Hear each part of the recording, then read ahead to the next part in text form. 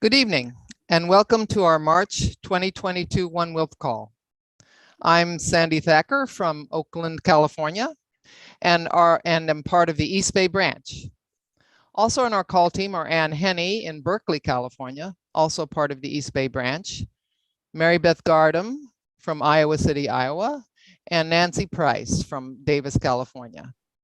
Our technical support teammate is Ellen Thomas from the mountains of North Carolina. This Zoom meeting happens every second Thursday of each month at 7 p.m. Eastern, 4 p.m. Pacific, and is sponsored by members of Women's International League for Peace and Freedom, U.S. section. This is a public call. We're video recording, and the video will be posted in just a few days to WILPF's YouTube channel and our WILPF Call webpage. Those links are in the chat and on the text pad. WILPF US is a sisterhood, though we welcome male, queer, and trans members too. These monthly connections to one another keep us strong across the United States. WILPF is the oldest women's international peace organization in the world, founded in 1915 by Jane Addams, who in 1931 became the first American woman to be awarded the Nobel Peace Prize. There are over 30 WILPF branches in the United States, and we are one of 50 sections around the world. You can find out more and join us at our website, www.wilpfus.org/join, which is on the text pad. Please remain muted when you're not speaking to reduce background noise. We'll post the agenda in the chat. There is also a Google Doc text pad where you can add information under the red line. The link to that text pad is in the chat. Please enter your name and location in the chat. Later on, the chat will also be used to post questions. To make your questions easier to find, please type questions in caps. Mary Beth? Thank you. I was entering all of those links in the chat. A lot has been happening in the world since February 10th organizing call. All eyes are focused on Ukraine and Russia's aggressive attack. We've all been learning a lot about the history of this conflict and the tactics various parts of the peace community are calling for. Tonight, we'll hear a slightly different perspective, an indigenous one. The indigenous history of various culturally different regions of Russia and Eastern Europe have always been complex and poorly understood in the West. But the history and the perspective of those indigenous peoples, those are guest speaker terms, people in the way, offers important insights about the context of how indigenous people were displaced from Russia and punished for trying to create democracies in their new homelands. It's easy to see the similarities with the displacement and silencing of our own indigenous people here at home. Mahmoud Fatil is a Crimean Tatar who represented Crimean North Americans at an International Congress of Displaced Crimeans in 2015. He works for the GreatPlainsAction.org, who recommended him for this presentation. We're very grateful. After he sets the context, he'll be recommending a practical action that WILPF members can take, which resonates with our environmental justice work. I hope Mahmoud is here, but I can't see. Yes, he's here. Yes, okay. Welcome, Mahmoud. Everyone, you might want to switch to a speaker view if you can. We're happy to welcome you, Mahmoud. All right. Thank you, Mary Beth, for the nice introduction. All right. So we are here to convene this evening and discuss the Russian and Ukrainian conflict, but we would be remiss if we did not start back in 2014. Very much later, actually, if we want to get down to it. but ostensibly the first acts of aggression towards Ukraine happened under Putin's regime in 2014 during the 18th of March, and that was when there was a hybrid war conducted on the residents and inhabitants of Crimea, including the indigenous people, my nation of people, Crimean Tatar nation, Kremla people, Kırım Tatar Ulu Tatarman, Kırım Tatarman, Uzvatanga Salamlar, saying hello in our greeting to my people, if any of them are tuning in. We have been the indigenous people there in Crimea, and unfortunately or fortunately, our lands are plentiful and they were enough to subsist us. And we have a designation of having a warm water port, which was something of a novelty for first the Russian Empire, later the Soviet Union, and now the Russian Federation under Putin, Vladimir Putin. Going back a bit in history, we do have a number of key dates that are important in our understanding of some foundation for Crimea. First of which would be 1783 under Tsarina Katerina. She was the first person to expand the Russian Empire down to the Crimean territories. This was a sad day for the indigenous people of Crimea, Crimean Tatar people, or Karımla as we refer to ourselves, those from Crimea, in that it brought on a number of folks and basically began the European or the Slavic invasion of our lands, and which eventually led to population displacement, amongst other things. In their eyes, they were competing, they were trying to become a European identity at the time. And this is well documented by the czars and the royal family and their interconnectivity with other royal families throughout Europe, the so-called blue bloods, if you will. And the fact that they really had very little in common with most people that were serfs and other Slavic peoples throughout the region. They had tried for several years to encroach on our territories, and we fought them back in self-defense. A number of times, 2 to 3 times, we took them all the way back to Moscow and actually burned that town down entirely in retribution for their incursions into our lands and trying to colonize us. We didn't really want to colonize them. We didn't want to expand on their areas, and we always withdrew to our traditional Kipchak territories, our Crimean Tatar territories. And it was something of a pestering that went on for several years, and then finally in 1783, Crimea unfortunately fell to the Russian Empire, was annexed. This led to what became the first of many movements or migrations of our people who did not care to live under Russian leadership. A very important and populous group of our people are living currently still even in Dobruja, Romania. If you're familiar at all with the Black Sea area, it's kind of like a pond. At different times it's been discussed as a Turkish pond, at different times it's been discussed as a Russian pond or a Soviet pond, depending on who the major powers were at the time. I do have a couple maps that I've prepared. Nothing super special, but something just to kind of give you some orientation of the area and to kind of poke around and point as the matters come up. Ellen, can you let Mahmoud screen share, please?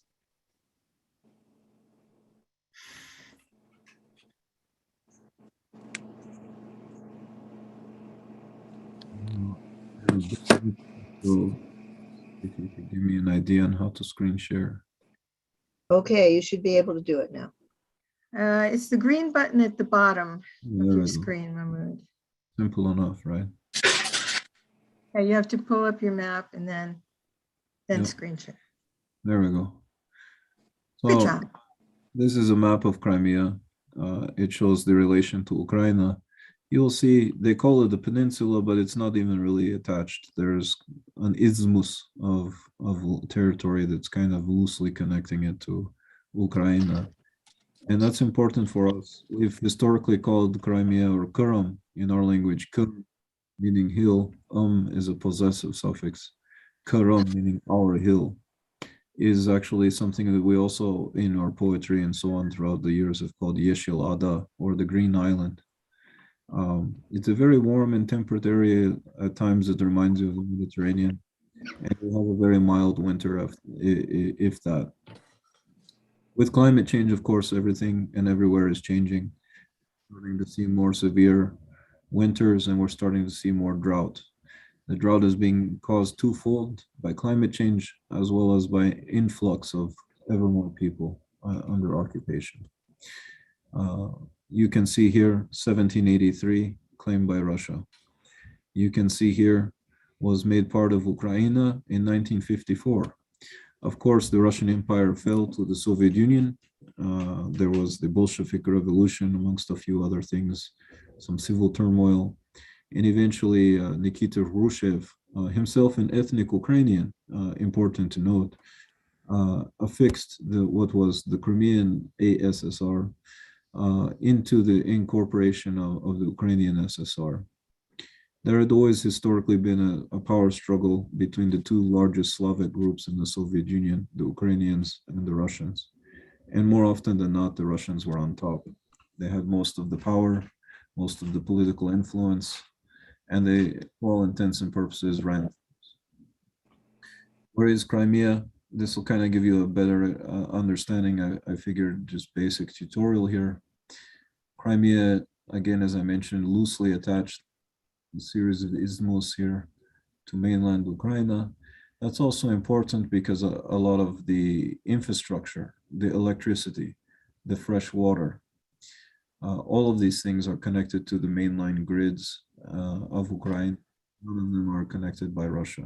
So you can see a Russian occupation adds a lot of undue hardship to the everyday working people.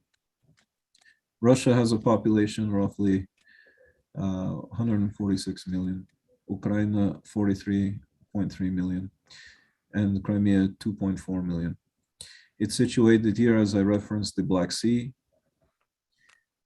Russia here, of course, is flanking the eastern side, and it goes way out into Siberia, almost touching Alaska. As our politician Sarah Palin was joking around about a few years back. Ukraine here is a very large nation as far as European standards go, although Europeans are slow to claim it as their own. They like to leave Eastern Europe in sort of this limbo, particularly because they tend to be less developed. Down here, right about where the A is, that's the area called Dobruja, Romania. And during the first influx of migrations in 1783, when the Russian Empire expanded, a lot of our people, they migrated there to Dobruja as refugees. And that is still a very Tatar character area in character as well as population. They have a flourishing linguistic and cultural programs, and many of the people conduct their daily lives and speak the primary language there. Now we get to getting a bit ahead of ourselves. So we'll leave our image here. I'm going to say a few key dates are 1783, when Tsarina Katerina made their ways finally. A long ambitious goal of the Russian Empire was to achieve a warm water port. That is what Crimea provided. You'll see here Sevastopol, under the Soviet Union, that became a very important place for nuclear submarines. This is a very top secret nuclear submarine base. If you're not in the military, you are not allowed access here. For all intents and purposes, Simferopol, this town right here, is largely centrally located, and it's known as the administrative capital of what was the ASSR, or Autonomous Region of Crimea, and a lot of the bureaucratic and administrative functions are conducted there. There is a mountain range flanking the entire southern portion of Crimea. There is a high plateau, and that's about it. Up here, these are marshlands and kind of swampy lands. Known as chul in our language, or wilderness. They are underdeveloped. The next key date would be 1944. As far as Crimean Tatars were concerned, we did set up an independent democratic republic around the same time that the Bolsheviks things were going on in the Russian Empire. It was good for us. We had a short-lived independent democratic republic, and eventually the Bolshevik ideology carried on. They had promised us that we would be autonomous, that we would be self-ruled, yada yada. And during that time period, we had a flourishing of our culture. We were well represented in state institutions. And it was more true to the ideology of what socialism was supposed to have been. Later on, as the Soviet Union drug on and the Russian ethnicity took over all of the positions of power, we saw a very different situation take place, where we became strangers ultimately in our own homelands. It kind of got worse and worse, culminating in the directives of Joseph Stalin in 1944. This was a series of population displacement, which also led to the genocide of between 40 and 50% of our people. You will be keen to note that during 1944, there was also the World War II occurring against Nazi Germany.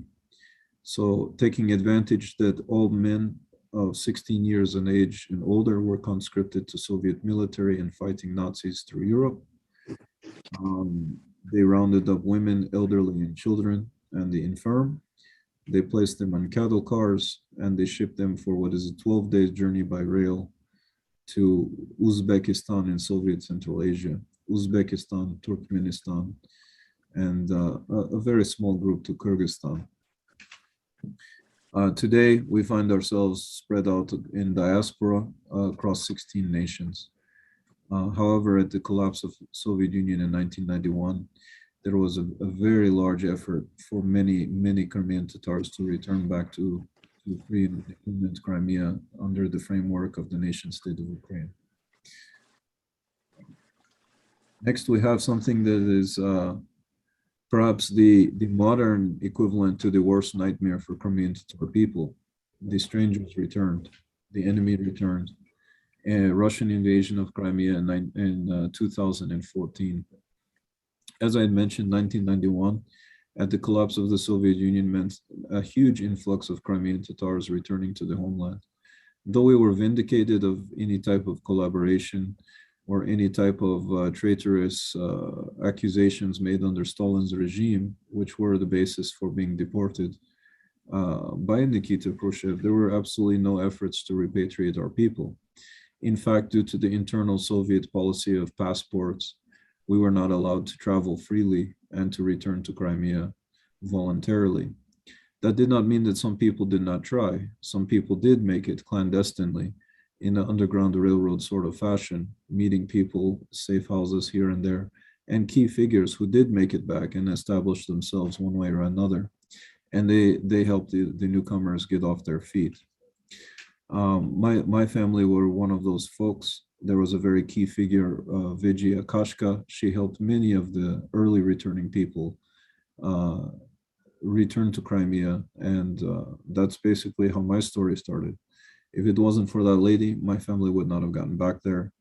And my story would have been drastically different. I had the blessed opportunity of meeting Vijay Akashka, Vijay Apta, as we call her affectionately, in 2015 at the International Congress for Crimean Tatar People. But unfortunately, the FSB raided her home at either 2 or 4 in the morning. My memory doesn't serve me correct. But she ended up suffering a heart attack in her advanced age by armed SWAT, essentially kicking in her door and searching. And she is sorely missed by everyone and sort of declared a national hero on our behalf. This was during the Russian occupation. So it's leading us into the Russian invasion. My parents, before I go into the invasion, were young children. My father was born in 1942, my mother in 1944, and they were part of the Surgun, or exile, as we like to call it, and deportation. Surgun, deportatia, and genocide we have been declared, as it was up to 50% of our people who perished. The Russian invasion of 2014, as you can understand, after having relatively 30 years of peace, harmony, and cultural renaissance, we face the prospect of the very people or the descendants of those people coming back, who, first of all, took our lands, second of all, displaced us, shipped us far away, and were responsible for the death of approximately 50% of our people. That was a horrible and terrifying prospect to many, with over 200,000 Crimean Tatars fleeing to northern portions of Ukraine proper as internally displaced persons. That was a huge issue. Many of them settling far away from the Russian border in Lvov in western Ukraine, central Ukraine in Kiev, the capital city, and trying to make do in a very alien world. In Crimea, it was very common due to Soviet historical issues to have people speaking Russian or Crimean Tatar, as that's our native fluency. Crimean Tatar is a Eurasian language. It's a Turkic language, totally different classification and category as Slavic. Finding themselves amongst a bunch of Ukrainians with a different dialect, a different tongue entirely, it was a challenge to integrate and to fit in. We see this was the pattern. They had a hybridized type of war. They basically conducted an Anschluss. They had the famous little green men parachuting in all over the peninsula. And February 27th, we saw them have an incursion. They landed boats here. Surprise, surprise. Where is the big Russian military base left over from Soviet Union? Sevastopol. They landed their ships. They made their advance up. They had a bunch of people parachute in here from the north. By February 3rd, they were taking more ground. They were strategically surrounding military bases. They had also started to occupy very populous areas and cities along the coasts. By March 12th, we see almost the entirety of Crimea being held by Russia, with some holdouts that are closer to mainland Ukraine. And then 23rd, they had captured the entire peninsula, essentially. So this became a very big issue because, as I mentioned earlier, almost the entirety of the infrastructure of Crimea is tied to Ukraine. Their power grid, their electricity, their clean, fresh water, everything, their sewer, their natural gas, everything is tied to Ukraine. So what was the plan of the Russians long term? They've captured the land. Now what do? Can they compel Ukrainians to continue providing these services?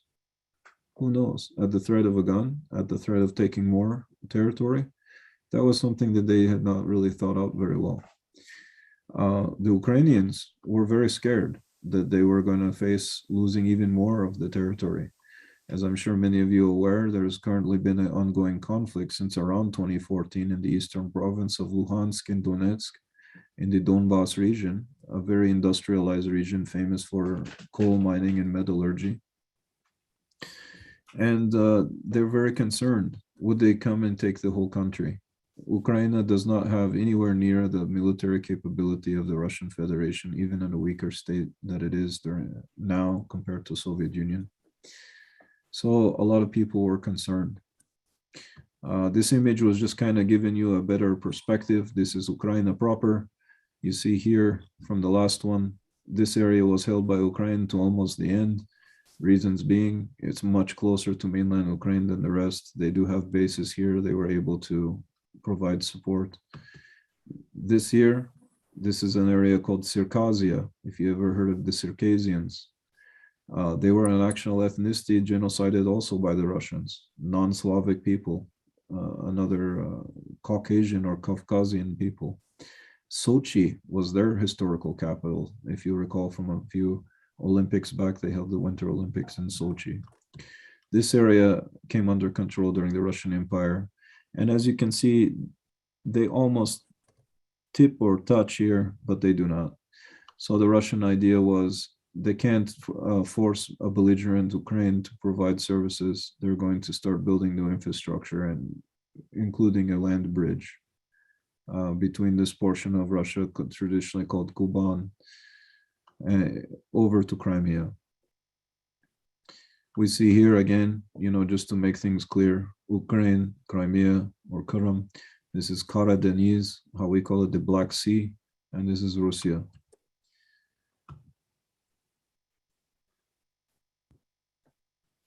Why would somebody want Ukraine?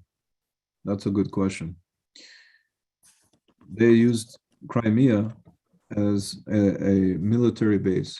They started importing heavy artillery. They started importing tanks. They started importing helicopters. They basically turned the entire peninsula into a military base. And that should have had everybody, knowing back in 2014 what Putin was gearing up to do. He was not just flexing. He was not just playing around and moving around his guys and his little green men, as they were called, or his weapons. He was positioning himself to be in a strategic geostrategic advantage to join in and attack from the southern front, flank the rest of the country from the southern front. Think about how the United States attacked Iraq. They went in from the south. Same story here, the south, where the ocean is. They were able to get goods and supplies quickly through the sea. They were able to stage them there in Crimea, and they were able to march forward up north. They're already having active conflict over here in the Luhansk area and in the Donetsk area. And they had amassed massive weaponry here along the sides to intimidate and scare the mainland. You can see here, there is a lowland. There is a huge Danube River. There is uplands over here in the Carpathian Mountains. There are some hills. This is some of the most fertile lands due to all these rivers, waterways, and streams in the entire Europe. There is no reason why they called it the breadbasket of the Soviet Union. This area, in fact, is one of the key features of why they were able to continue feeding such a large country as Soviet Union. Russia is frozen. Russia has way different climate signature than Ukraine. They're able to grow different crops and things like that. So it has also plagued Ukraine's economy. They have been set up as a pastoralist, agrarian type of society from the get-go. And that was their only utility and their only function during the Soviet Union. They actually provided a genocide on the Ukrainian Slavic population as well, called Holodomor, which is celebrated, or remembered rather, by the Ukrainian people.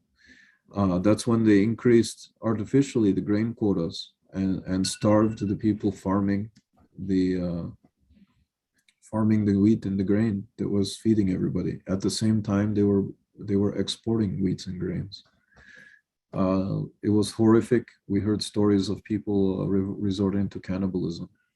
There were no more pets left, no more livestock, and people were snatching up children. Oh,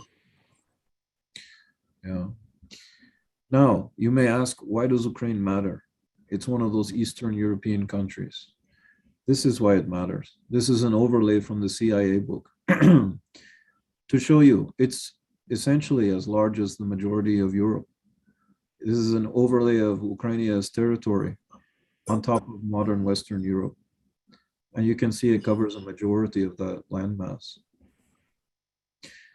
To give it some perspective for any of our American friends who are not so familiar with Europe, it's a good part of the northeastern coast. It goes down from Raleigh, North Carolina, all the way up to Toronto, over to Chicago, over to New York City. Is a big chunk of land. Down here, we see these are population numbers put to a map for the various regions of Crimea. This was prior to the Russification and deportation and internal displacement of our people, prior to 1944. And this is a modern map. Last time the census were taken prior to the Russian occupation. Just to give you an idea of the effect it has had on us as a nation and as a people, when we can no longer truly call our homeland our home, it has become home to a lot of strangers. A good friend of mine, Jamala, she is a professional singer. She won the Eurovision Song Contest a few years back, 2014, I believe, actually, for commemorating the genocide of 1944. And it was a song, it's partially in Crimean Tatar and partially in English. I urge you all to check it out. It may help you understand things differently. I know the best way to retain information is to check out a myriad of sources, look at pictures, hear music, hear sounds, listen to songs. She has a refrain in there from a famous poem, and it goes over and over. It's a very haunting melody. And then she says, "What do you do when the strangers return?" And that was a talk to 2014 and the events which transpired. This is one of the old cattle cars that they used to deport our people. You can see there are no amenities there. They would stop every few days, open up the side and throw out the dead people.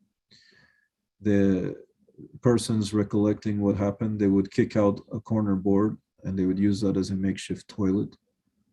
People were getting dysentery and all kind of preventable disease from being kept in unsanitary conditions. There's no lighting inside. There's no amenities. You can see there's not really windows or anything. It's not a great thing. It's not a passenger rail train. And this is a picture that was snapped back in prior to the 2014 occupation, but leading up to it. And a good friend who teaching at the University of Pennsylvania, Greta Euling, took this photo. And it was a couple miles away from the border between Ukraine and Crimea, because Crimea had always been an autonomous region, even within the framework of the Ukrainian nation state. And it's written in English, which is very striking, because the audience are you folks. The audience are the Anglophones. The audience are the international community who speaks English, or at least reads and understands it.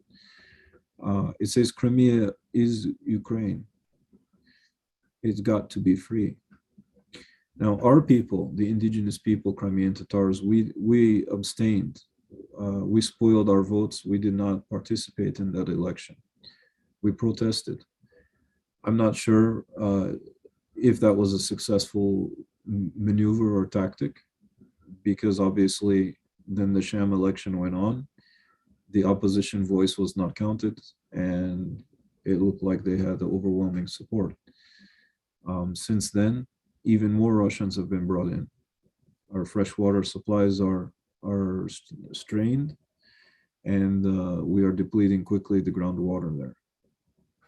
People may ask, what can we do to combat this type of behavior? Because Putin seems like a madman, hell-bent on doing whatever the hell he wants. And I suggest one of the things that we can do, because we see what's going on. We see it's a tale of two imperialisms. And I know that might offend some of you, and I apologize.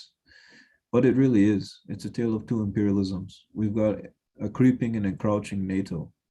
And a lot of my countrymen, a lot of my country folk, the Crimean people, they do want NATO, because the alternative is a Russian aggressor. And we do not want Russians back, especially with a history like ours.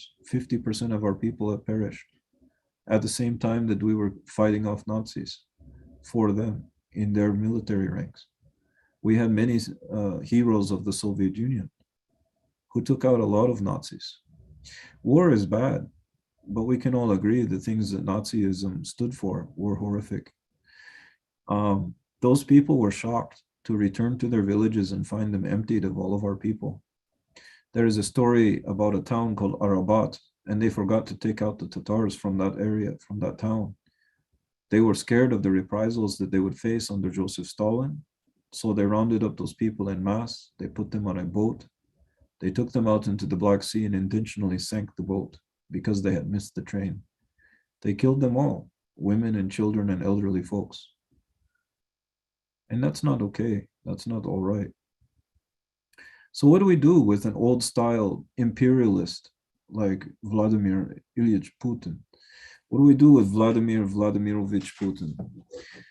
He's emboldened because he can fly in the face of the aggressor. He can fly in the face of anybody, the world community. He can fly in the face of the Americans. Certainly, even though the Americans are armed with nuclear weapons, armed to the teeth with whatever, and they normally go around and bully about whatever, they've got drones and all this crazy stuff. They can't do much to Putin because he also has nuclear weapons. I'm anti-nuclear. Ukraine was anti-nuclear. And at the end of the Soviet Union, Ukraine had this second or third largest nuclear weapon stock in the entire world. And they voluntarily disarmed the nuclear weapons. I know that's a big piece for the WILPF people, but we have got to find a better way, because when you have a nation like Ukraine that voluntarily disarms their nuclear weapons, they signed a treaty with the United States, they signed a treaty with Russia, and they never, and the treaty was in exchange for us voluntarily relinquishing our nuclear arsenal. We would be guaranteed protectorate status from the United States, from Russia, and I believe also the United Kingdom. Now, nobody counted that Russia would become an aggressor and violate territorial sovereignty, the first of such type of action militarily on European soil since the World War. Nobody counted that the only response from Europe and the United States would be sanctions, a slap on the wrist for somebody like Putin. And why would you ask is a slap on the wrist? Because they seem pretty severe. Recall back in the day, Barack Obama put some very severe sanctions on Vladimir Putin. And Vladimir Putin laughed in his face and conducted the annexation and occupation, illegal occupation of Crimea anyway. What it was. I understand that Vladimir Putin receives,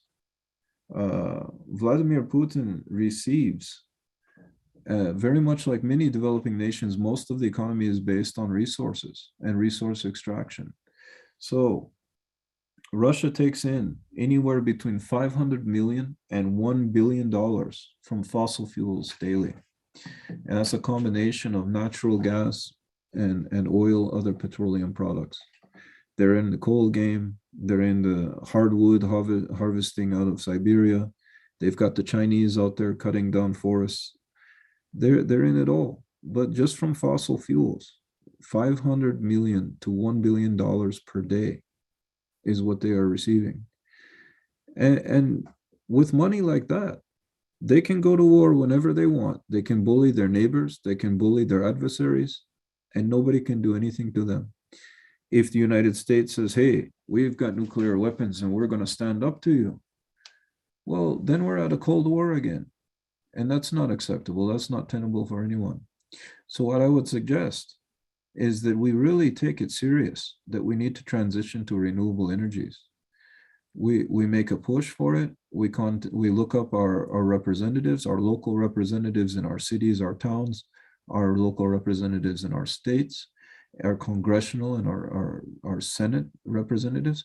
We get all of these people. We start demanding that we start spending on renewables like we spend on fossil fuels. We don't take no for an answer. We start holding sit-ins. We start holding more marches, whatever it does to get their attention. In Europe, you're buying petrol by the liter, and in the United States, you're buying it by the gallon. The price fluctuates wildly, but you're not paying anything. Even at $4 a gallon or whatever it is where you're at, you're not paying anything compared to what the rest of the world is paying. And that's because the government is subsidizing heavily your usage of fossil fuels. We can do better. The longer that we stay on fossil fuels, the longer we embolden and empower authoritarian dictators and monsters like Vladimir Putin, who has virtually erased several indigenous peoples throughout his own areas in the Russian Federation. And he has come back to torment and to terrorize our people, again, who have already survived a 1783 invasion by the Russian Empire, a 1944 deportation, population displacement, and genocide, a 2014 hybridized war and Anschluss on our territory, and continued illegal occupation. And now he's coming. Mahmoud, I'm sorry, I don't want to interrupt you. This is so fascinating, but we are running out of time and we want to have a little bit of time left for Q&A, if that's all right. No worries. I was just winding it down. Okay, go ahead and finish your sentence at least. That's it. I'm good. We're ready to go. Okay. Yes, thank you so much. It was an incredible presentation. I learned a ton. I'm sure everybody else did. And I know there are questions. I saw already one from Robin Lloyd. She asked about who made the nuclear weapons in Ukraine and weren't they imported from Russia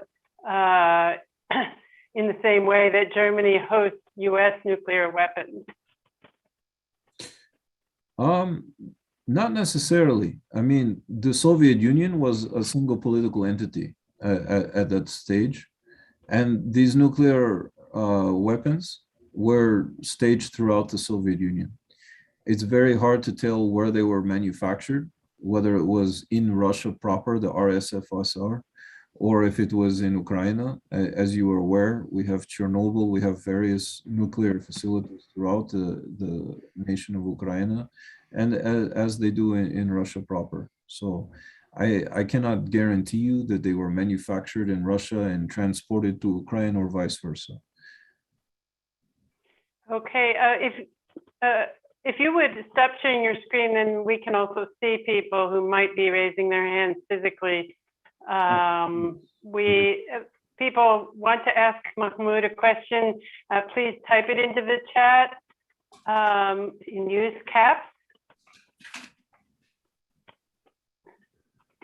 I'm looking to see if anyone's raising their hand in the window.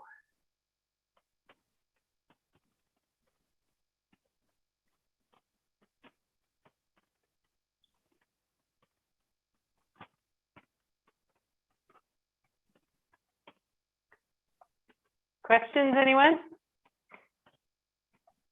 Jane Brown. This is Jane Brown from the Boston branch. Have we heard from any of our members in the Ukraine?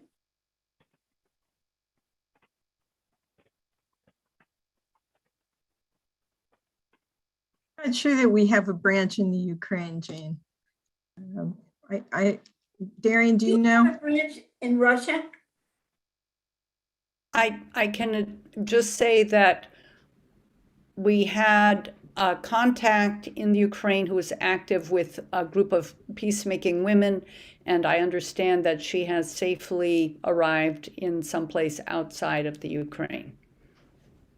Thank you. Okay, I see a couple people have raised their hands, and there's one question in the chat. I'm going to call on Deetra, and then Jenny, and then Paula. Deetra? You've got to unmute yourself. There. I wanted to respond to the final point being made about getting off fossil fuels. That strikes me as right to the point.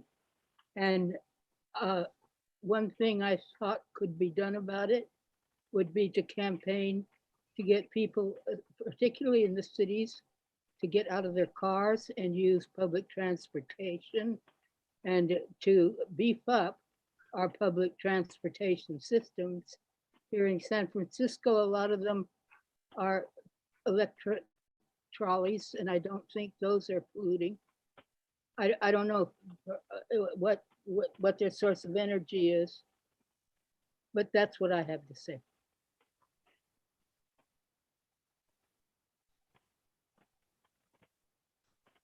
Mahmoud, did you want to respond to that, or should we move to the next one?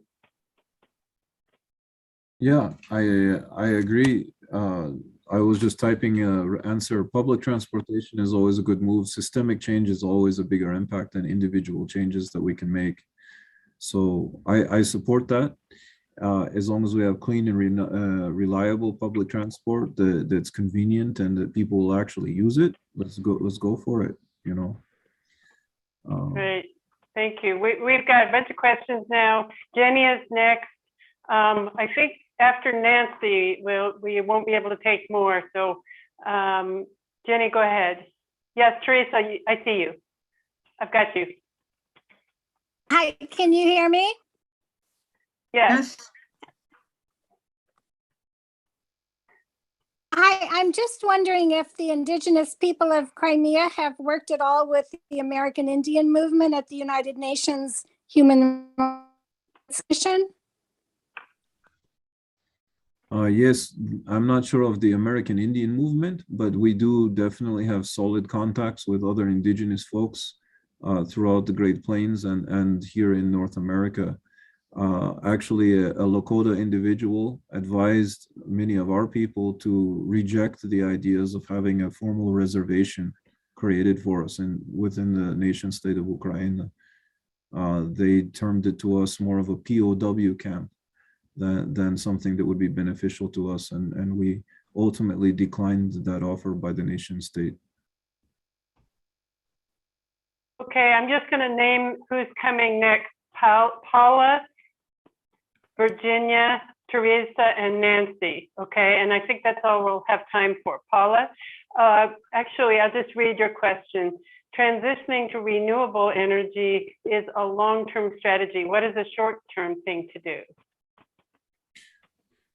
Well, the short-term thing to do would be to support the Ukrainians on the ground.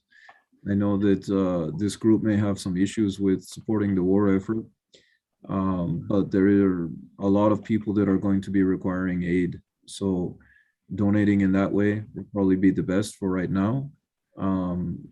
I see there are a number of people, a huge influx of people making their way into Poland. Looking up groups there, if you have sister affiliates or anything like that, donating towards those causes. For right now, the majority of donations and things like that in Ukraine are being funneled to the Ukrainian army. Okay, and here's a question from Virginia. Why is the response in terms of sympathy and desire to help Ukraine so much different than Crimea? That's an excellent question. We wondered that ourselves. We were telling our compatriots that, you know, if they take Crimea and you guys just lay down and let them do it, they're going to come back for you. And they kind of shrugged it off. I think it was more of a lack of preparedness, and they genuinely did not know what to do. They were fearful, and they have no idea what to do. Even now, you see that they're just standing there and fighting back. They're engaging in self-defense because their back is on the wall. We call it duvara karsha. You're back on the wall. You have no other option. You see grandmothers toting, you know, AK-47s and people fashioning Molotov cocktails. And that's what common everyday people are doing. It's going to be, if the Russians do not stop the aggression, it's going to be more of a guerrilla style warfare, where block by block, ordinary citizens are going to be protecting their homes and their neighborhoods. Thank you. And Teresa? Thank you. And Madeline Reese reported that there is a network of WILPF members in Ukraine, while there's not a formal section, and that all of them were able to get out safely as of yesterday. But my question for Mahmoud is, this threat of using nuclear weapons seems a really crazy thing, but some people think there is some reality to that, what would that possibly look like that wouldn't be total destruction of the European continent if Russia decided to use nuclear weapons in the area? Because that is a threat that I can't imagine anyone would open their mouths to say. So what do you think about that? Is that just hyperbole, or is that something that has any reality? Well, I'm with you. I've seen war, and war is horrible. I do not want any nuclear weapons deployed in Ukraine or elsewhere, ever. We saw the deployment of nuclear weapons against the Japanese and the horror that entailed for those folks. It would be an absolute failure in diplomacy and humanity to see another nuclear conflict. I think that the issue is we have a madman, you know. Vladimir Putin is out of his mind. He seems to me to be a sociopath. He's hell-bent on what he wants, and he's willing to call the bluff. I really couldn't tell you what it would look like if he chose to go that route. But we do see they've bombed a nuclear facility already, and they've taken over the Chernobyl complex. So I don't know. Other than it adds to the gravity of the situation, and he's somebody serious and dangerous and needs to be stopped. Okay, thank you. We're going to take one last question from Nancy. Unmute yourself, Nancy. Yeah, thanks. Well, I was wondering if it would be helpful to put a small working group together to with Earth Democracy to develop some materials, because there are a number of very good websites that have been focused on the whole problem over the past years of government subsidies to the fossil fuel, coal, and other industries. And there's lots of good fact sheets, facts and figures, charts, etc., showing the amount of subsidies over 1 year or numbers of years. And it's a huge figure. Mm-hmm. And we might be able to develop a fact sheet of our own and, set of actions. And for example, ramp up the divestment campaigns again, focusing on both the fossil fuel companies and banks, and also make very clear how falling back onto oil and gas and fracking releases much more methane into the atmosphere, methane being an extreme global warming gas in the first 20 years of being exposed to the atmosphere, even though it dissipates after that time pretty quickly. But it's much more powerful than CO2 in those beginning 20 years. And also how the oil and gas and fracking industries, impact surrounding communities, which are often poor, Black and brown communities. So I think there are a number of ways that we could, with a bit of, a team, a working group, create some materials, a toolkit, and some actions that could be very helpful. And Mary Beth, do you want to put up that picture of the woman in Germany, Lisa Neubauer? Yeah, yes, I couldn't make that picture work, Nancy. I'm sorry. Oh, you couldn't, even of the young woman speaking? That's right. Oh, but you have the text? Do you have the text there? Yes, it's on the text pad. Oh, it's on the text pad. Let's see. How do I get to the text pad? The link is right there on the chat. Oh, sorry. Okay.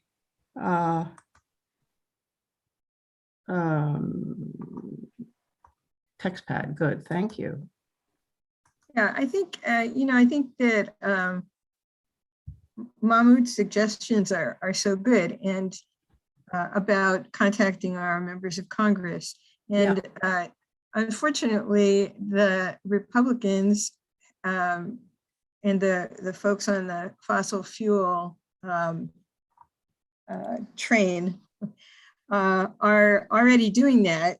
They've got their lobbyists moving ahead, and they've already proclaimed this as the patriotic thing to do at the moment, to deny Putin the sales of fossil fuel. We should be drilling more in the Arctic and everywhere else.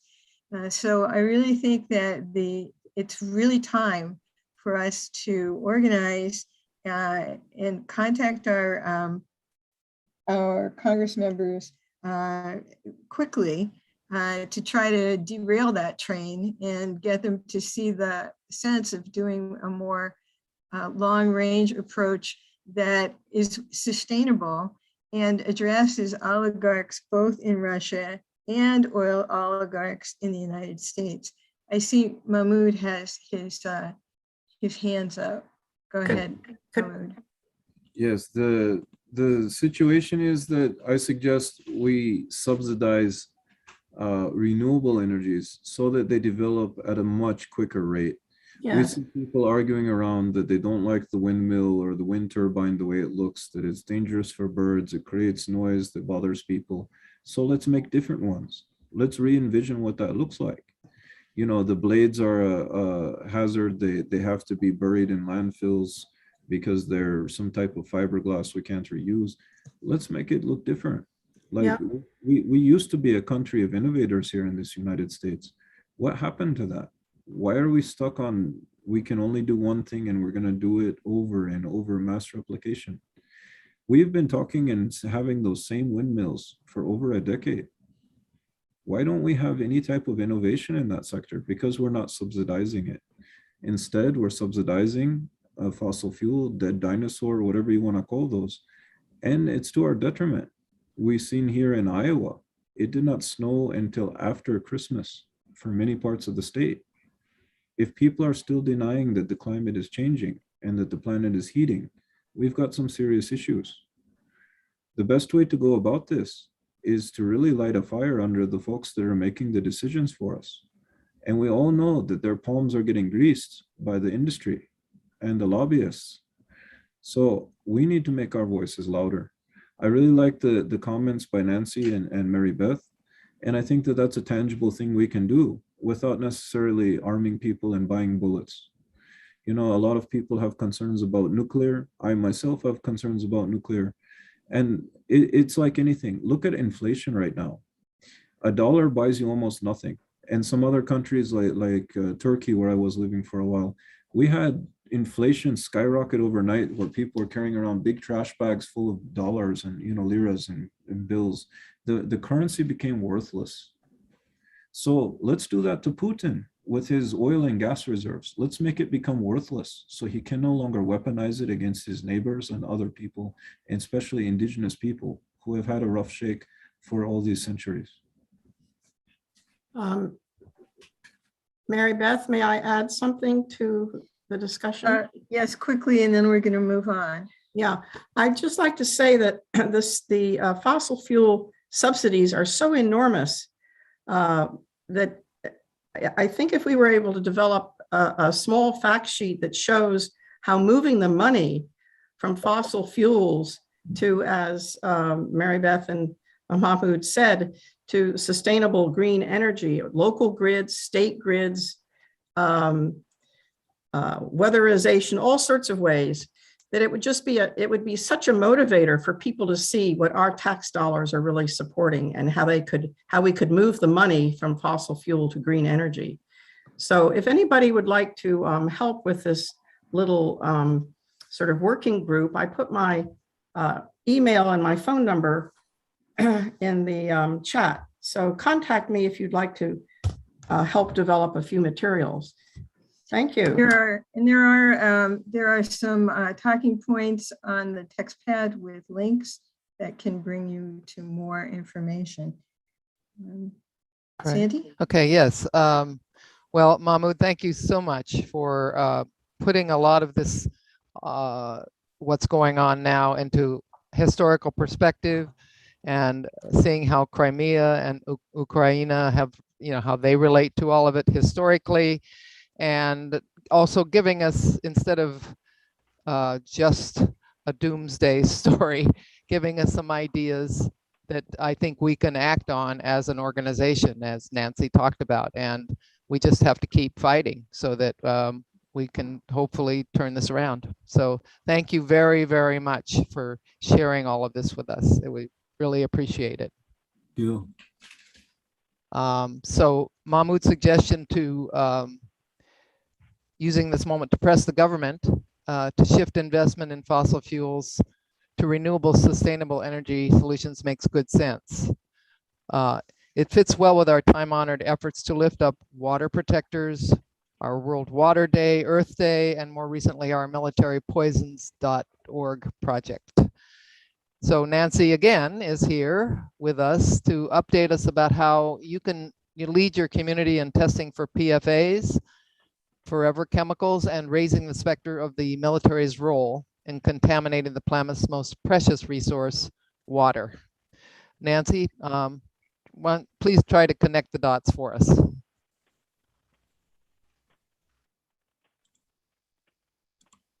Yes, well, connecting the dots. I'm sure everyone on this call tonight can connect the dots. And that's what we need is a kind of a graphic connection. I think what's important right now is Earth Democracy is going to be developing a citizen scientist toolkit so that folks who would like to test their local water sources for PFAS, this family of forever chemicals that have such a public health impact, can do so and send the test to the particular organization that produces the results and lets you know the results. And then you can use those results in any way needed in your local community. And we can begin to build an inventory of just what's going on in where our members live and where the branches are located. I just like to mention that World Water Day is coming up March 22nd. That's a perfect time to focus on questions about local drinking water. Do people have safe, sufficient, and affordable water to meet their human rights needs?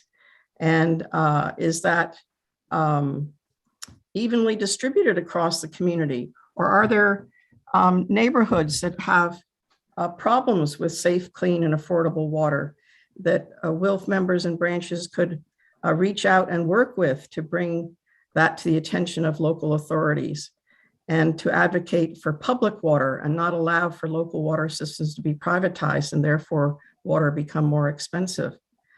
You can go to World Water Day 2022. The theme is groundwater, making the invisible visible. So there is where the question of how safe local groundwater is for use and who's polluting it and who in your local community or region is overusing water. And then we're coming up to Earth Day, April 22nd. The theme is invest in the earth. And there's a lot of ways to interpret the word invest, but the focus this year is on rallying businesses, corporations, the public and private sector to put more dollars into appropriate systems that will help conserve, help protect, and help conserve water for present and future generations. I might mention that the word, when you go to the website for Earth Day, you'll see that the word stakeholders is used. And we have to be careful about that word because corporations are beginning to see themselves as stakeholders. They use that word. And of course, stakeholders has often been applied to NGOs and the public sector, not to the corporate private sector. But corporations are beginning to see that with the sustainable development goals that are to be realized by 2030, that they want a seat at the table where they can themselves propose private solutions to some of these many public problems, particularly Sustainable Development Goal 6, which is water and sanitation systems. And we all know that when our local public water systems are privatized, what happens? Prices go up, maintenance goes down, the local labor force is usually cut in half or more, and oversight is very problematic, as we know from many examples in this country, of which Flint, Michigan, of course, is a dramatic example with the lead contamination there. So I urge you to think about how to plan for World Water Day, March 22nd, and Earth Day, April 22nd.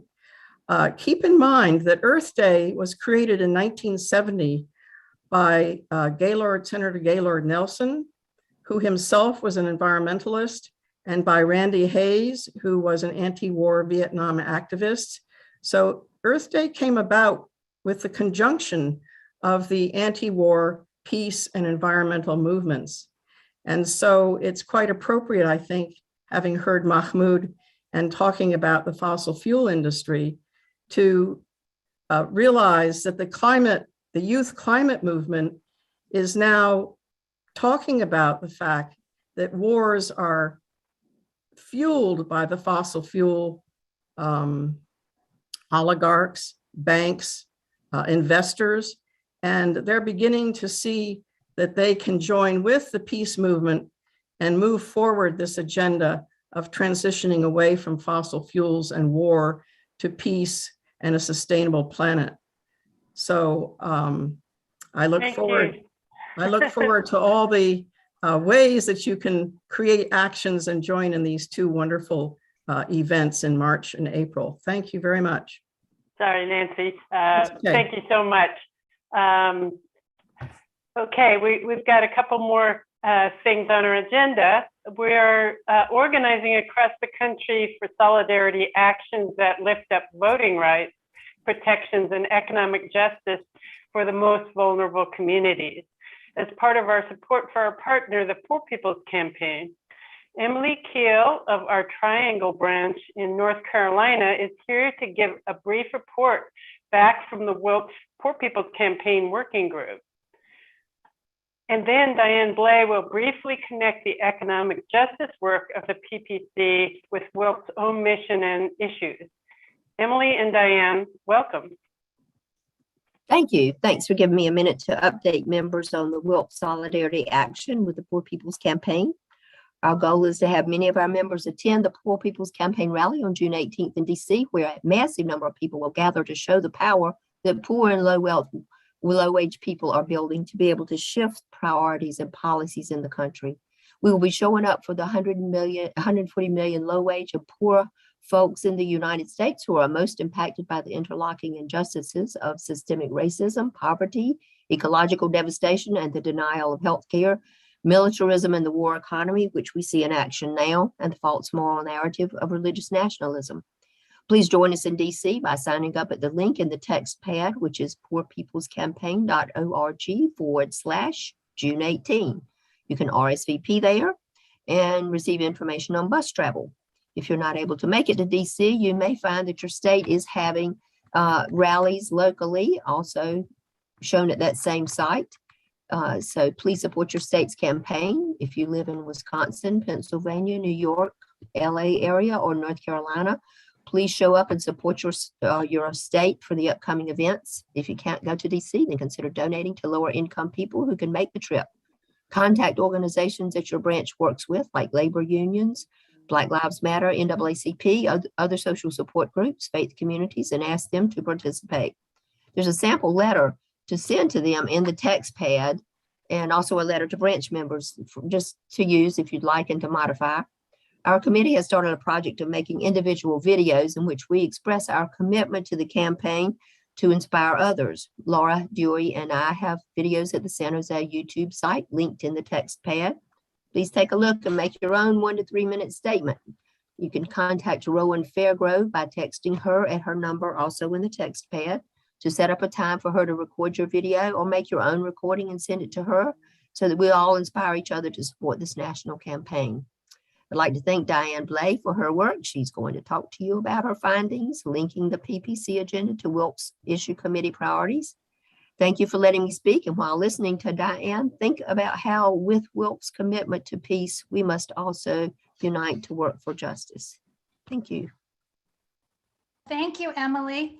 I'm a little slower speaking, I think, but I wanted to say that in 2018, I met Mary Beth and others, and it was wonderful to be on the PPC rally in DC then. And so I'm looking forward to being in the 2022 rally on June 18th. And so I was going to compare like all the issues of the issue committees with the PPC, with the Poor People's Campaign issues. But I want first real quick to let you all figure that out a little bit yourself, because go to the WILPF US website, wilpfus.org, and then you go and look under our work, and then you'll see the issue committees listed, and they each describe what they do. And you don't want to go to the ppc.org because that's pay per click. You want to go to poorpeoplescampaign.org, and you can check out everything there.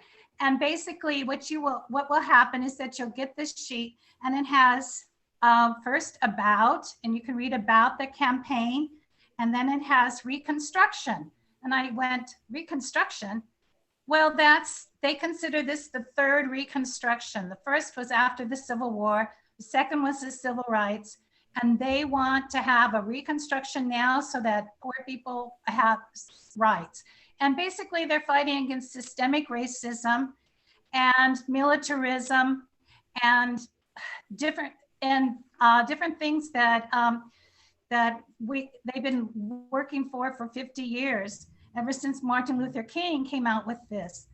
But anyway, but I don't mean to say the Poor People's Campaign has been working for 50 years, but we've since civil rights. So they consider that this is the third reconstruction. And then the third item on their thing is to learn.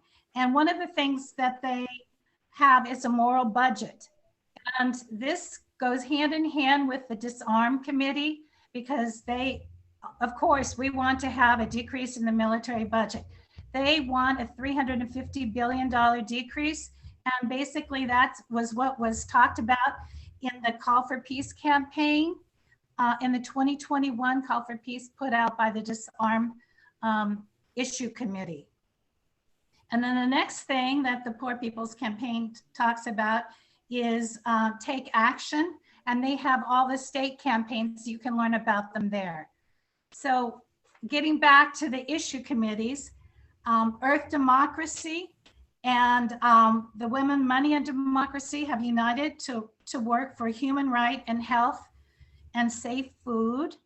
And even though the Middle East Peace and Justice Action, you wouldn't think would have much to do with the Poor People's Campaign in the US, one of their themes is bridges, not walls.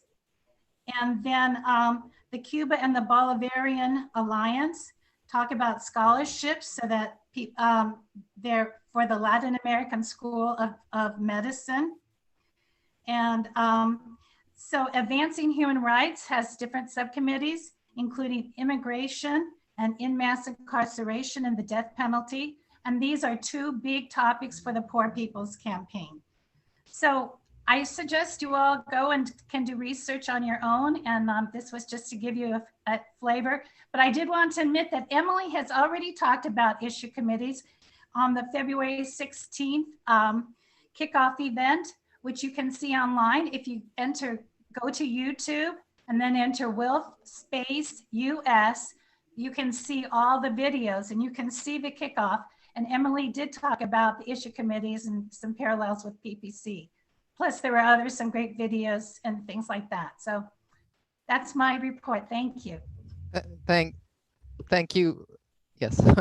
Thank you, Diane, and thank you, Emily. Those are great reports. I think it's important to tie together what we've been talking about with the different issue committees and how people can tie in with one or more of those if in the area that they want to work. So thank you for that. We're starting our announcement segment. WILPF US is one of many sections of International WILPF, and there will be openings on the International Board.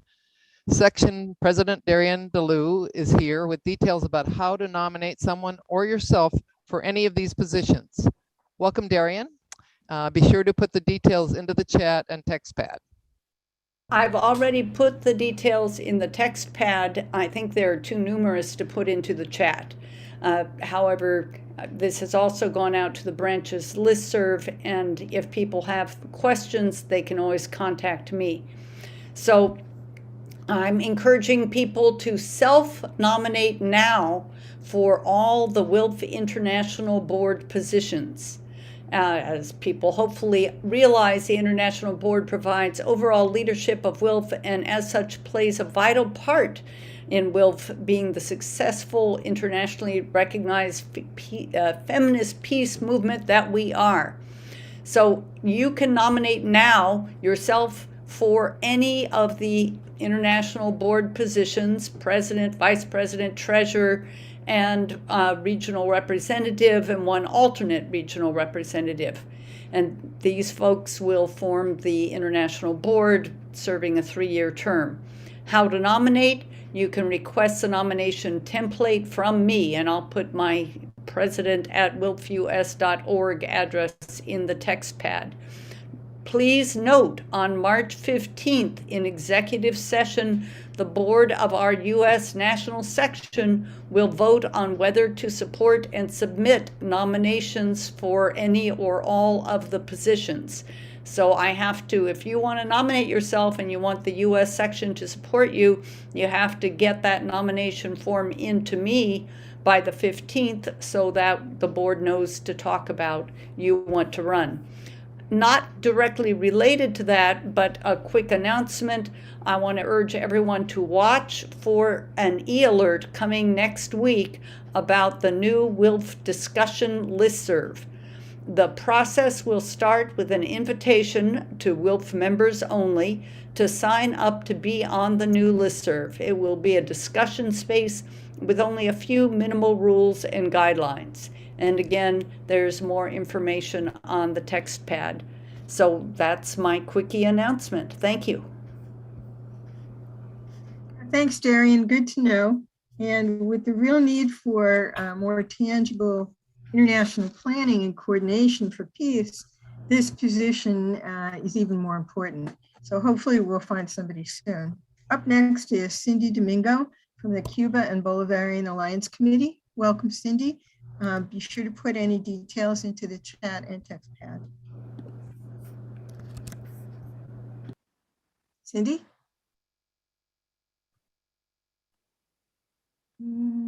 Okay, here I am. Thank you, Mary Beth. I had to unmute.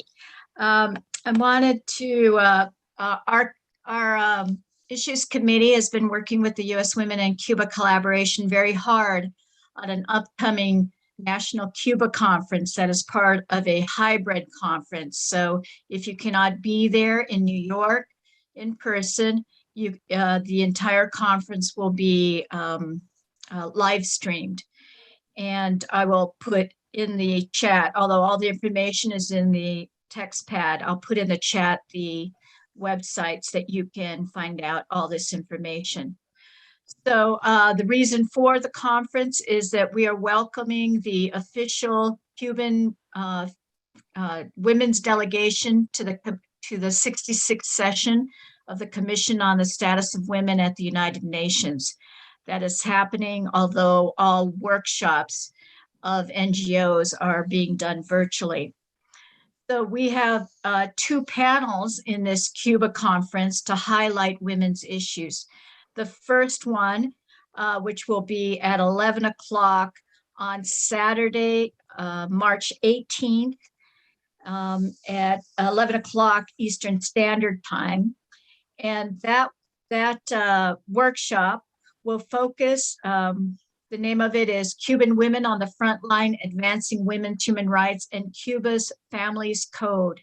So Cuba is in the midst of a nationwide discussion encompassing about 78,000 meetings in electoral precincts on a new set of laws called the Families Code.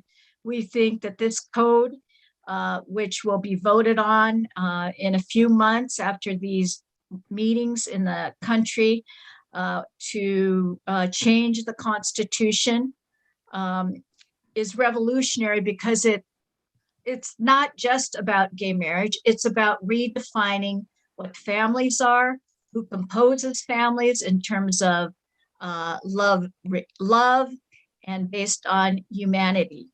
And it redefines the legal definition of family institutions with inclusive rather than strictly heteronormative models. And it establishes the right to a family life free of violence and center values of love, affection, solidarity, and most of all, responsibility. And it's not based on property. And this panel will feature the speakers from the Federation of Cuban Women. And one of the women that is coming is one of the members of the commission that wrote the Families Code. And we'll also have a number of other speakers, both from WILPF as well as the U.S. Women in Cuba collaboration. The second workshop is an official workshop of the NGOs for the Commission on the Status of Women. And it is Gender Equality, Key to Tackling Climate Change for Cuba, because the CSW this year has a particular focus on climate change and the role that women play in tackling that issue. And so the Federation of Cuban Women will be speaking on that.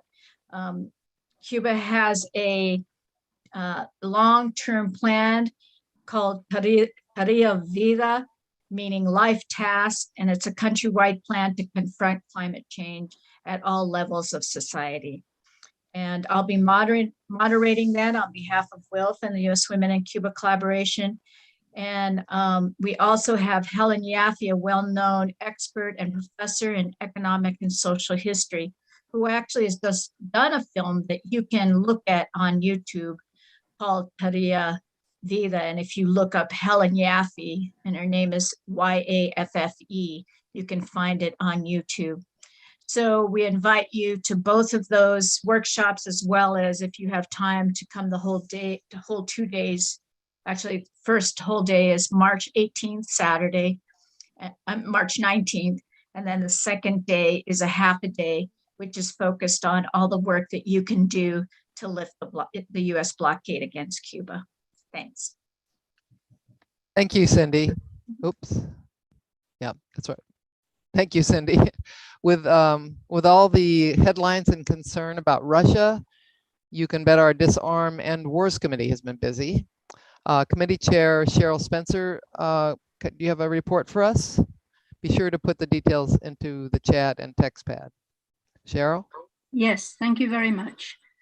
Cheryl Spencer reporting to you from Palo Alto, California, which is where my branch is situated, as well as being co-chair of the Disarm and Wars Committee. I have put the details of my announcement in the text pad, as you call it, the Google Doc, as I would call it, because it's much too long and detailed to put in the chat.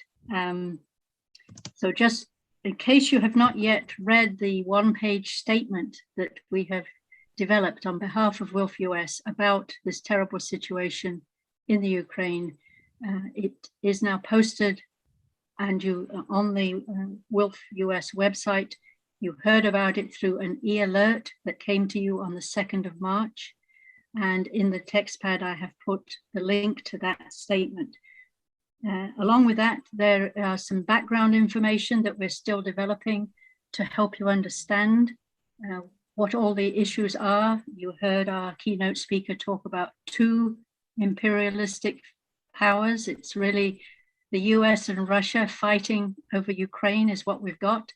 And that background information will be posted in the next few days at the same position in our WILPF website. So we are, monitoring.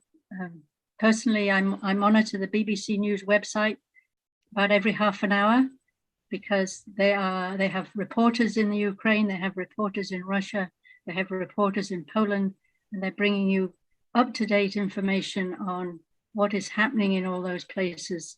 And they don't hold back on telling you how awful the situation is. They also have, they actually have a disinformation team, a team of people who work on making sure that what they post on that BBC News website is true. And they are, quite proving the veracity of what they post. And in fact, they will tell you if they have not yet posted the veracity of a video, for example, that somebody's posted on Twitter claiming to show thus and such. They actually can go and double check that that's the case. So we appreciate that many branches came out on the global call, the global day of action against this war in Ukraine on the 6th of March. And in particular, I've heard about Detroit, Humboldt, Maine, Phoenix, and Palo Alto having actions. And if there were anybody else, please let us know. We like to put the photographs from your actions into the WILPF Smart page, and you should also be posting them on your own Facebook accounts if your branch has one. And we have to, unfortunately, it's not over yet. And so it was good that you all got out on March the 6th, but you need to keep going out onto your favorite street corner and telling the public that we need a diplomatic solution, that we don't want more weapons sent into the region. It'll just extend the horrible stuff. There are talks going on in Turkey. They say they didn't get very far today, but at least people are talking. And our Congress for a diplomatic solution. And included in that is we don't want a no-fly. You're breaking up. You're I'm sure you've all read about it. Okay, Cheryl, you're breaking up. I'm sure you've all read about. Yep. Sorry, If I you have take off your an picture. unstable. Take off my picture. Thank you, Ellen.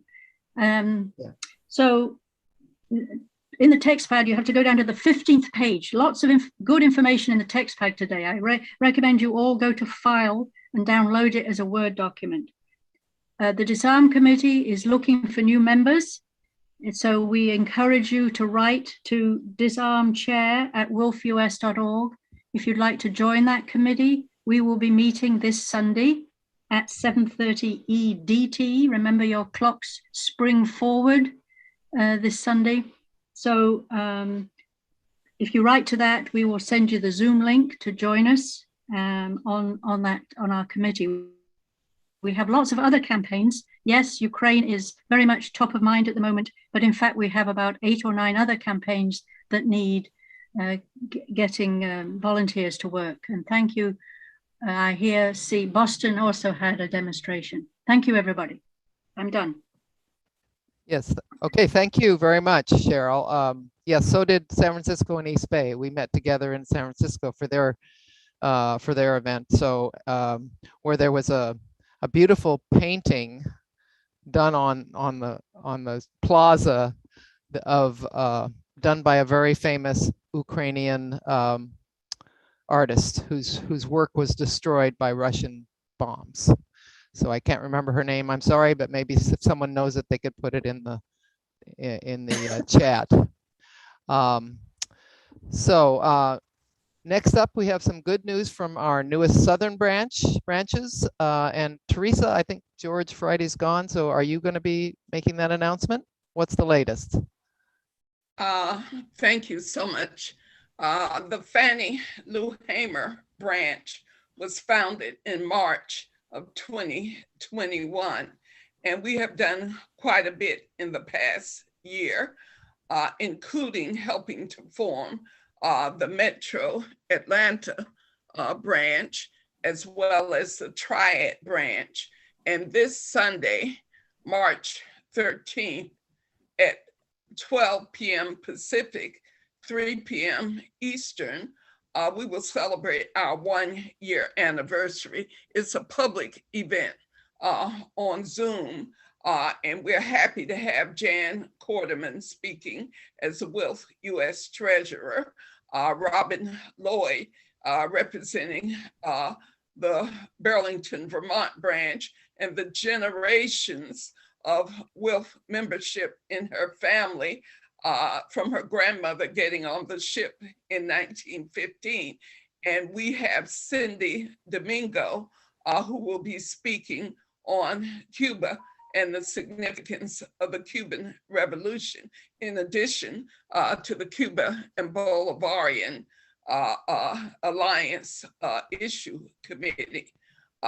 We also participated in the March 6 actions, and we have distributed the photos with Danita Gibson-Lloyd and others who gathered at the Government Plaza in Columbus, Georgia.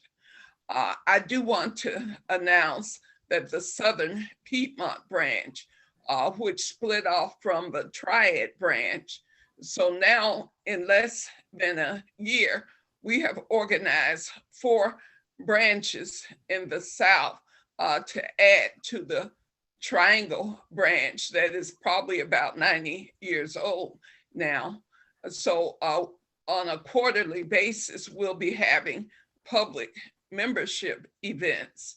And in June, we hope to have our next public membership event featuring issue committees. And we've asked that the Women, Money, and Democracy Issue Committee will be with us in June. But we encourage all of you to sign up for the Zoom event on Sunday, 12 noon Pacific, 3 p.m. Eastern. There have been 12 people to register so far, but of course we can have 100 people. So we would like to have as many people as possible. And we'll be encouraging people in the community here in Columbus, as well as around the country, to join us for our celebration of our 1-year anniversary as a Fannie Lou Hamer branch of the Women's International League for Peace and Freedom, U.S. section. Thank you.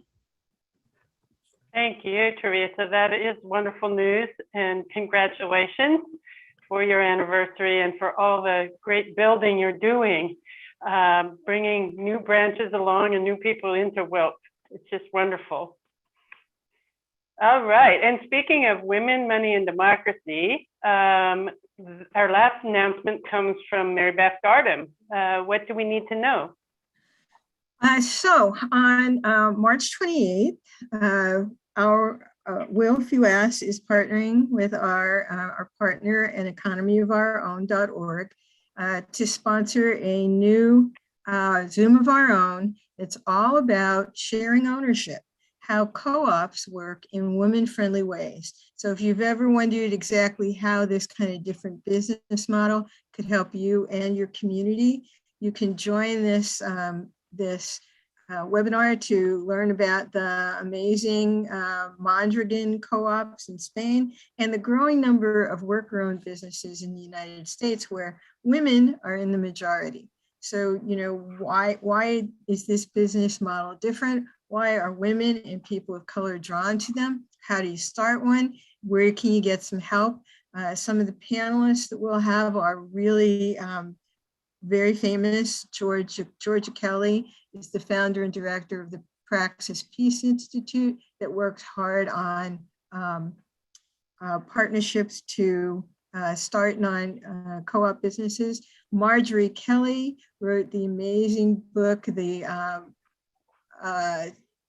Divine Right of Capital, and has focused on co-op businesses for decades. Jamila Medley is a Philadelphia-based expert on co-op businesses, and Rosie DeSantis is in the Detroit. She's the director of the education at the Detroit Community Wealth Fund, which supports and funds nonprofit nonprofit, co-op businesses in Detroit. So there's a lot to learn there, and we hope that you'll join us. All of the registration information is on the text pad. And I hope that you'll help us spread the word to your branch and community allies about the second Women's Learning Circle on public banking. The public banking just had a huge win in Philadelphia, where it passed the city council, and will go on to start doing a feasibility study and raising capital to start their own Philadelphia public bank. This is a model that which talk about addressing US oil oligarchs. Public banking can help starve the big Wall Street banks of the kinds of money that fund fossil fuel misadventures across the country and across the world. And it can bring millions and millions of dollars that are now being used to support oil oligarchs back to your community where it belongs, to help with education and student loans and affordable mortgages and all kinds of people-oriented services. The public banking Women's Learning Circle will kick off on April 8th at 8 p.m. Eastern. There are 6 sessions on Friday nights, April 8th, April 29th, May 20th, June 10th, July 1st, and July 22nd. You'll hear from experienced public banking organizers, and you'll emerge ready to organize in your community. So all of that information is on the text pad, and we hope that you'll check it out and help us get the word out and beat the bushes for us to get some folks registered at the Public Banking Learning Circle. Thank you. Okay, thank you so much, Mary Beth, and thank you to all of you for being part of our national organizing call tonight. And thank you once again to Mahmoud Patil and the Great Plains Action for tonight's enlightening presentation. Our next one WILPF Call is on Thursday, April 14th. Be sure to have it on your calendar. We're going to hear again updates on our actions, our issue committee projects, and strategies for WILPF women standing together for peace and planet and economic justice.